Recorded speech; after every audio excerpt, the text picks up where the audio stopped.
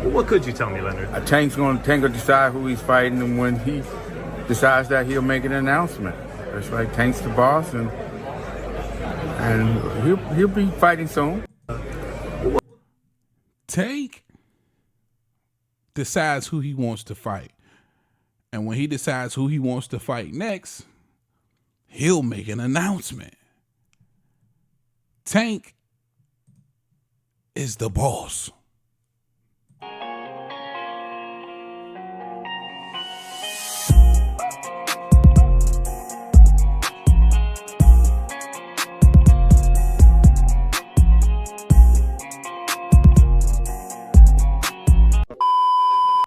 What up, YouTube? Big T.O. Heavy Bad Boxing TV, man. Get your big goofy ass in here and hit the bag. Hit that like button for your boy. That helps the channel. You know, I appreciate that love. Shout out my gang, my bag hitters. Big shout out Tyrese Celestine, man. The only one who leaves your boy a super thanks. Big shout out to my Aussie family, Mark Wynn. Troy Jack, man. You know, I always see you out there. Cornelius, Black Jesus, man. My gang, man. I appreciate y'all for sure. Big shout out to my guy D1 as well. Now, bruh, I played that clip right before the intro so y'all can really listen. I want to play it for you again. But I need for y'all to understand, you got to pay attention to Leonard Ellerbe. Leonard Ellerbe is probably the biggest, best mouthpiece for Tank Davis. Not Kenny, not Coach Kenny, not Coach Calvin. A lot of instances, not even Tank Davis himself. I think you really need to be paying attention to one of the real handlers of Gervonta Tank Davis, and that is Leonard Ellerbe, right? And you heard Leonard Ellerbe just say, let me play it for y'all again so you hear it clearly. Well, what could you tell me, Leonard? Tank will decide who he's fighting, and when he decides that, he'll make an announcement. That's right. Tank's the boss, and Tank will decide who he wants to fight. And once he decides who he wants to fight, he'll make an announcement. Tank's the boss, right? Now, here's the thing about Leonard Ellerbe. He going to shoot some bullshit out at you, but it's a lot of accurate things in there. If you go back and watch, you know, the interviews Leonard Ellerbe has had for Gervonta Davis or Tank Davis or Abdul, a lot of accuracy in those interviews, you know what I mean? Mixed with the bullshit, but a lot of accuracy. And I need for y'all to understand this. Make no mistake about it. There's only a few fighters who can truly move around how they want to move around and can truly fight anybody that they want to fight. And Tank Davis is one of those people. Understand that. Make sure you sear that into your brain. Tank can move how you want to move and fight who he want to fight. And you just heard Leonard Ellerbe tell you, once Tank decides who he wants to fight, he'll make the announcement because that's who he wants to fight. Now, I know a lot of us believe he's not the boss, and I truly believe that. I don't know if he still has some type of paperwork with Al Heyman or Floyd Mayweather or whatever the case may be. But I do know if he wanted to throw a tantrum, you know what I'm saying? If he wanted to throw a fit and he wanted to say, scream on Floyd and Al and say, listen, man, get this done or I ain't doing nothing. Guess what they're going to do? They're going to get it done because, again, Tank fights who he wants to fight. So if, in fact, he wanted to fight the likes of Devin Haney, which I believe that all of us are in agreement that that's the fight we would like to see from Tank Davis next, that would happen. I need for people to understand and be clear about that. Now, it may not be under the circumstances or terms that Devin Haney would like, and we get it because Tank is different, you know what I mean? That's just a different level. We keeping it a buck, you know what I mean? Not to say Haney ain't doing his thing, because he is, you know what I mean? I feel like the young brother is on the move, and he on the move heavy.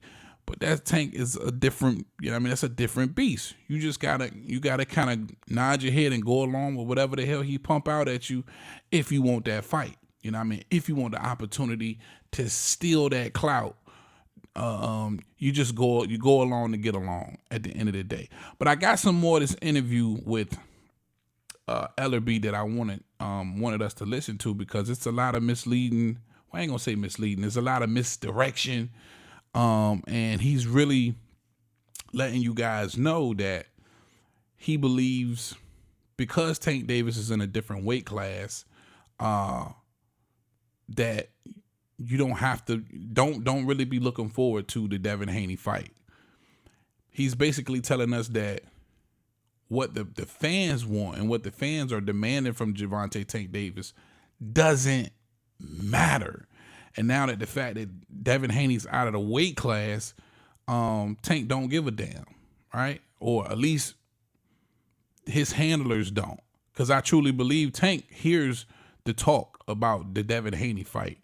And I think it's a big part of him that wants to make that fight happen. But I think his handlers are telling him, you don't have to go to 140 to do it. Let's listen to Ellerbe real quick.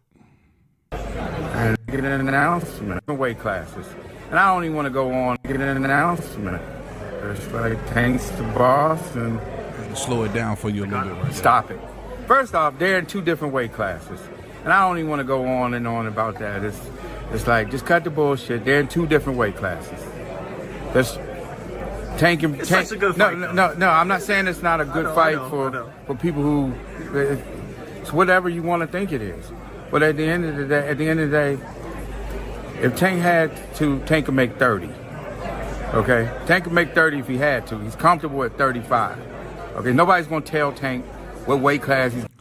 So you see where Leonard Ellerbe is pointing to the fact that Tank can make 130 pounds. Like, listen, he's a small guy. You know what I mean? He can make 130. Devin can no longer make 135. They're in different weight classes. He's continuing to harp on that situation to get us to understand that they're in completely different weight classes. And we don't give a shit. You know what I'm saying? That's what great fighters do. Great fighters move through weight classes.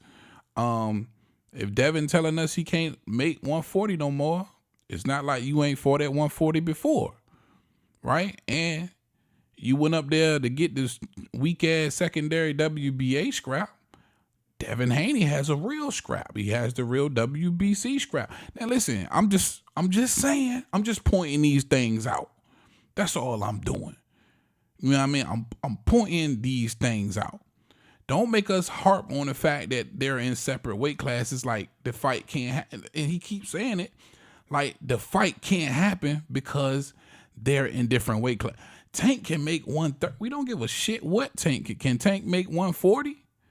You know what I'm saying? If he really wants. Because listen, Devin's basically said, I'm done with 135. Tank didn't want to make the fight when he was there. We gotta continue to listen. Going to what he's doing. Fuck all that. That's never gonna happen. They were in the same weight class. At one point, they were in the same weight class. Some people will have you believe that, and I'm just be very short with this. But at the end of the day, Arum controlled the whole thing. Nobody's gonna tell Bob Arum how to run his company, what fights are gonna be made. He signed him for a reason. He was a major piece. Haney did his thing, won the titles, but they had a plan. And the plan all along was Shakur, Haney, Lomachenko, all these guys can both fight in a lightweight tournament, and the winner would come out, you know, and it's all in-house. All the nonsense talk about we could have made this fight and that fight, it's all bullshit. All bullshit, because every one of those guys would have been the B side or the C side or whatever you want to call to a Gervonta Davis, okay? So now, in the mix of all of that, when Devin is fighting Lomachenko and Kambosos and Regis Prograis, well, no, not Regis Prograis, but the lightweights, he's basically saying it could have never happened because Bob Arum was never going to let it happen. Under Bob Arum, he was never going to allow Devin Haney to fight Tank Davis and be the B side and not see the bulk of the money or negotiate something that was more of a 50-50 split. This is what he's saying. So he's basically saying all of the calling out Gervonta Tank Davis that Devin Haney did while he was under that top rank contract was all BS. It could have never happened. This is what he's saying. And there's no way in holy hell that Arum, who is the CEO and founder of his company, is going to make a bad decision and put his guys in a situation where he's not 100% sure that they can win a fight, and it's for no money. And when I say for no money for that side, okay? None of those guys had ever been on pay-per-view, had done what Tank is doing, so the business is going to dictate what deals look like, okay? So fuck all the talk about, oh, we could have made a deal. No, you couldn't have made no deal. So when Devin Haney and them was saying they could have made a deal, he's saying, no, you couldn't have made a deal because the business dictates, what the money's going to look like. And at that time, even coming off the Kambosos fight for Devin Haney, they feel like Tank still trumps Devin Haney entirely. And if you wanted to make a deal with Top Rank and Bob Arum and the PBC and Tank Davis, it was something Arum would never go for. This is what he's trying to convey. It would have been a deal that Bob Arum would have never went for, right? Not knowing whether or not Haney beats Tank. Of course, Arum, he ain't no telling who he picks in that fight. But how much confidence do you really think he had that Devin Haney beats Tank Davis? So this is what Leonard Ellerbe is trying to convey. Bob Arum was never going to go for it. All right. He's basically saying Bob Arum knows the business. It's something that was never going to happen. At least, and this is the mouthpiece of Tank Davis. And I think we have to kind of listen to him because partially, it could be true. Now, it's going to be a lot of people who's going to say, yeah, they could have made the fight. But we don't know what Bob Arum's thoughts are as far as, really at the time trying to put Devin Haney along with those belts in the ring with Tank Davis. I definitely want to keep listening. Because there was never an opportunity to make no deal. This is going to dictate what deals look like, okay? So none of those guys had ever been on pay-per-view, had done what Tank is doing, so the business is going to dictate what deals look like, okay? So fuck all the talk about, oh, we could have made a deal. No, you couldn't have made no deal because there was never an opportunity to make no deal. One, y'all were in the same weight class, but you can't, even if you wanted to make a deal, you couldn't make a deal, okay? Because I'm telling you, from this side, you get paid what you weigh. Fuck all that what everybody talking about. You get paid what you weigh. And what you weigh is discussed behind the scenes and not in public for the fans to say this and that. We do business, period. That's what it just comes down to. They're not even in the same weight class. That weight class shit. We don't care about that weight class shit, Leonard. But what he's saying is you pay like you weigh. Meaning, if you heard Devin, as of recently, he said he wanted the same deal that Ryan Garcia got. Right? A lot of people can argue that Devin's a bigger star than Ryan. A lot of people will argue Ryan's a way bigger star than Devin Haney. But when he's saying we do business, they're going strictly by the numbers, man. You know what I'm saying? And that's going to come down to what Devin Haney and his team and Bob Arum at the time would be willing to take, or even now with Eddie Hearn or whoever he chooses to be doing business with next. It would all come down to the numbers, right? And once you do the numbers, it's a wash. You got one side that's way up here and another side that's down here. And when he says the business dictates the deal, that means this is what I'm proven to do and get, and this is what I've done. This is what you've done. So this is what I will make, and this is what you'll make. And Devin Haney wants it to be more here. And that's the awful part of, the boxing, politics, and business, which is what I think in a poor way, Leonard Ellerbe is trying to explain to us. Let's continue listening. Hopefully y'all following me here. I'm just trying to break this thing down a little bit. Public for the fans to say this and that. We do business, period. That's what it just comes down to. They're not even in the same weight class. And let's just start with that. And this nonsense about, well, Tank did this, and Tank can make 30 pounds if he needed to. If he needed to. Tank don't walk around, you know, these crazy weights. When you look at him, he's very fit. You look pictures, ain't gonna lie. Now, to me, this is just Leonard Ellerbe trying his best to make the excuse that they're in separate weight classes. So don't expect Tank to come out of his element to appease the fans to fight a bigger guy in a Devin Haney. Right? This is what he's trying to convey. He's trying to tell us, listen, Tank's a small fighter. He's 131. He's comfortable at 135. Y'all talking about a fighter that's in a different weight class. Tank is the guy. If you want a piece of Tank, you have to make some sacrifices.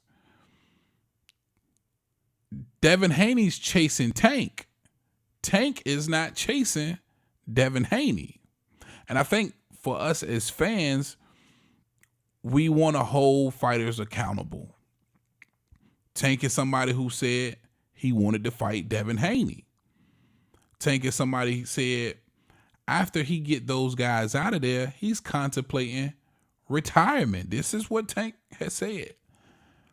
So in a lot of fans' minds, we're thinking, all right, well, he's going straight for Devin Haney. It doesn't matter what it takes to get him. It doesn't matter what Tank's got to do to get Devin Haney. He says he wants to get him. So we're hanging on to those words that Tank wants to fight Devin Haney. Talking about you. I want to fight you next, Devin Haney, since you got so much to say. That's what the boy said. Now, at the time, they both were 135-pound fighters. But how much can we hold against Devin Haney for getting naturally bigger? And you know what's crazy is when you look at the pictures of Devin Haney, when he just not training on his walk around weight, this dude's he's humongous. He's big, right? One part of me say you can't be mad at him for killing himself to make 135. The other part says, listen, if you really want Tank Davis, you'll make 135.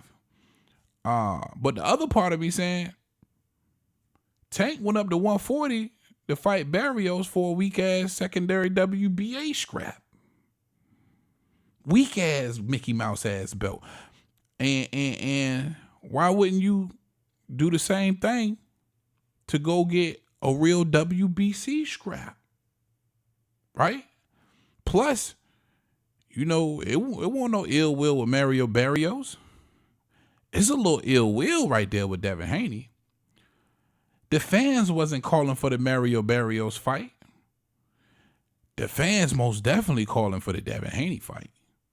I'm just saying, I'm just trying to give us some perspective, man. You know, I'm trying to get us to, yeah, I mean. Only my real niggas gonna know what that yeah, I mean.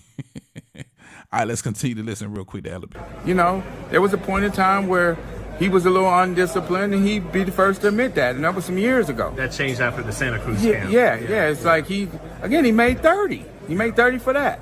You walk around, and he walks around at a low weight. But Tank could beat all of those guys. It's just, again, at the end of the day, it's all about timing. Things make sense, but the bullshit about before, it's all bullshit. It's all bullshit. You can't make a deal when you're not in a situation to make a deal. You know, and the offer that would have came that way, quite naturally, I know these fighters think that they're bigger than what they actually are, and I'm not saying them specifically, I'm just saying fighters as a whole. But what it comes down to is the business.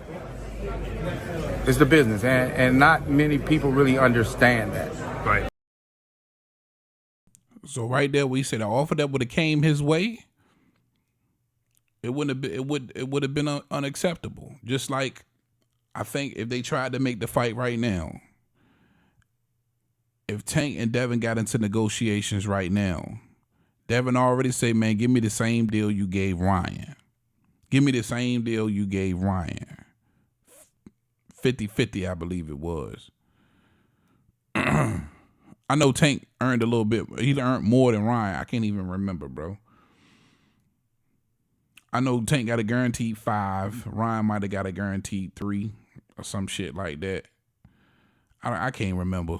But he wants the same deal that Ryan got. And that's just a no-go. Because, again, you could argue Ryan's the bigger star and so on and so forth. I'm pretty sure they did the numbers. They did the demographic or whatever the hell else you do to determine who will make what. And I don't think he would be happy with the deal that they're trying to give him now. That's basically what Leonard Ellerbe is trying to say right now about that offer. Let me run it back for you real quick. He didn't elaborate, but he hinted to it. Quite naturally, I know these fighters think that they're bigger than what they actually are, and I'm not saying them specifically, I'm just saying fighters as a whole. But what it comes down to is the business. It's the business, and not many people really understand that. Right. Because you can't understand it if you ain't never done it. Right. You can talk that talk, but if you ain't never done it, well, you know, people just they throw numbers out there like again, there's no conversation about anything, but like when what you just said something to me, what did you say when you said something about he had 2 pay-per-views since then, I don't know anything about that. I mean, that's their business. Whatever they're doing, it's good. It's good for them. It's good. Tank Davis is on an entire different level. What could you tell me, Leonard? Tank will decide. You have it, Tank Davis on a whole entire different level. Everybody's gonna come up with their own, you know what I'm saying, perspectives, see things a certain way. Some gonna say Tank's ducking, some gonna say, you know, whatever. But I think when it comes to the business, because we all gotta remember, the sport of boxing is business. And for people like Leonard Ellerbe, Floyd Mayweather, Al Heyman, they don't care about whatever little beef they might have. They care about what they stand to make off the back of these fighters, right? So they're going to always advise Tank, hey, this is a big fight. You stand to make this kind of money, which means we can make this kind of money, right? That's always going to be a part of it. Because, again, I always say when you really ask yourself, do you think these guys been fighting all their life? All these fighters, they've been fighting all their life. They all done sparred each other for the most part. They're not scared to get in there and let them things go, man, and see what's what. It comes down to the business. But for Tank Davis, it's a little bit different because he actually gets to fight who he wants to fight. And that's what it boils down to.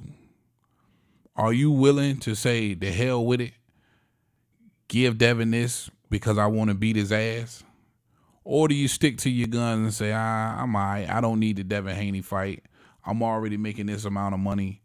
Fuck the legacy, continuously say fuck legacy and keep it pushing? Or do you stand on your square, stand on your word, stand on what you told your fans that you was going to do, and that was go after Devin Haney? That's what it boils down to. I took y'all a little long on this one, man. If you made it to the end of this video, that's crazy. Matter of fact, if you made it to the end of this video, in the comment section, type the word, type Tank and Devin the best fight in boxing. And if I see that, yeah, I mean, if it's more than one, I'd eliminate 2 or 3, but I'm going to cash out one of y'all, and then I'm going to post it on the video. That's my word. All right, that's all I got for y'all on this one. Big TL heavy bag. Talk to him, Roger. Most motherfuckers don't know shit about boxing.